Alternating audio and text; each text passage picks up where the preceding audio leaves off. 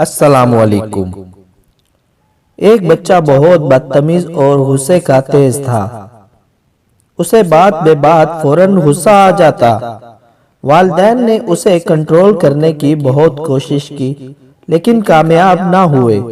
ایک روز اس کے والد کو ایک ترکیب سوجی۔ انہوں نے اپنے بیٹے کو کیلوں کا ایک ڈبہ لا کے دیا اور گھر کے پچھلے حصے کی دیوار کے پاس لے جا کر کہنے لگے، بیٹا جب بھی تمہیں غصہ آئے اس میں سے ایک کیل نکال کر یہاں دیوار میں ٹھونک دینا۔ پہلے دن لڑکے نے دیوار میں 37 کیلیں ٹھونکی۔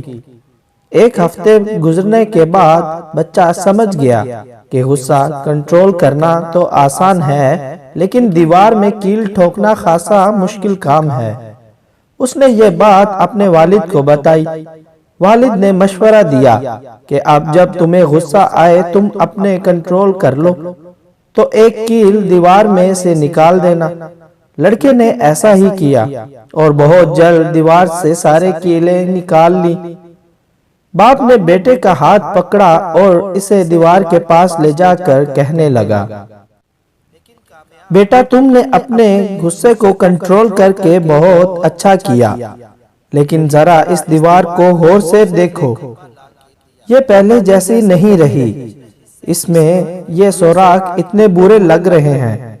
جب تم غصے سے چیختے چلاتے ہو اور الٹی سیدھی باتیں کرتے ہو تو اس دیوار کی مانند تمہاری شخصیت پر بہت برا اثر پڑتا ہے۔